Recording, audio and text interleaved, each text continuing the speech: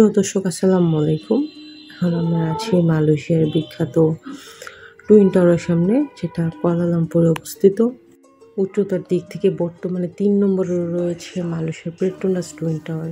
১৯৯৭ সালে নির্মাণ কাজ শেষ হলে সেই সময় সর্বোচ্চ ভবন সিয়ার্স টাওয়ার্সকে ছাড়িয়ে শ্রেষ্ঠত্ব নেন নিজের দখলে সুউচ্চ এই ভবনটি।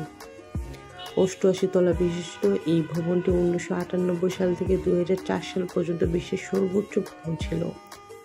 ২০০৪ সালে এসে তাইওয়ানের ১০১ তলা বিশিষ্ট তাইপে ১০১ ভবনের কাছে শ্রেষ্ঠত্ব ছেড়ে দিতে হয় পেট্রোনাস টাওয়ারকে। উচ্চতার দিক থেকে বর্তমানে বিশ্বের ৮ম স্থানে রয়েছে পেট্রোনাস টাওয়ার। উদ্বোধনের পর থেকে ২০০৪ সাল পর্যন্ত এই টাওয়ারটি বিশ্বের সবচেয়ে উঁচু স্থাপনা ছিল। তবে টুইন ভবন বিবেচনায় এটির উচ্চতা এখনও পৃথিবীতে নাম্বার 1। পেট্রোনাস টাওয়ার হচ্ছে মালয়েশিয়ার সরকার কর্তৃক নিয়ন্ত্রিত তেল কোম্পানি পেট্রোনাসের সদর দপ্তর। ৮৮ তলা বিশিষ্ট এই টাওয়ারটি মালয়েশিয়ার রাজধানী কুয়ালালামপুরের কেন্দ্রস্থলে অবস্থিত। কুয়ালালামপুর শহরের যে স্থানে পেট্রোনাস টুইন টাওয়ার অবস্থিত তার নাম KLC বা Kuala Lumpur city centre. KL centre থেকে মনোরেল সরাসরি যাওয়া যায় এই পেট্রোনাস টুইন টাওয়ারে। পেট্রোনাস টাওয়ারের নির্মাণ কাজ শুরু হয়েছিল ১ মার্চ ১৯৯৩ সালে। ২ দফা নির্মাণ কাজ শেষে এই উদ্বোধন করা হয় ১৯৯৯ সালের আগস্টের ১ তারিখে। টাওয়ারটির উচ্চতা ১৪৮৩ ফুট এবং ডিজাইন করেছে আর্জেন্টাইন আমেরিকান স্থপতি মেজর বেলিস। এই টাওয়ারটি তৈরি করতে সময় লেগেছে একটানা ৭ বছর।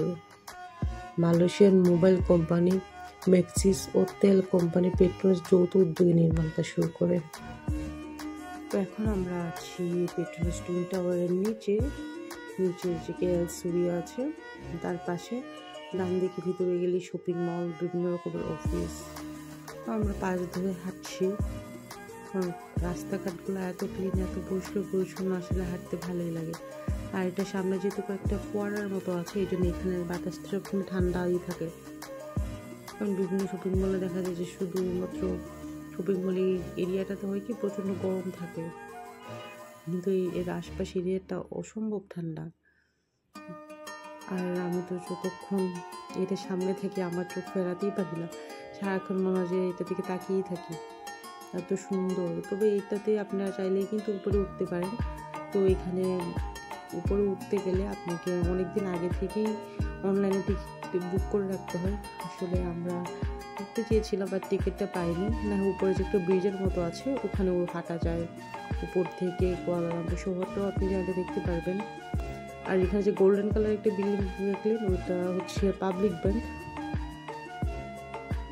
আর যে বলেছিলাম একটা ফোয়ারার মতো আছে, ডান দিকে ফোয়ারাটা, আর ইয়েলো কালারটা হচ্ছে পাবলিক ব্যাংক। আমি একটু দূর থেকে দেখাই আপনাদেরকে, কি চমৎকার সুন্দর।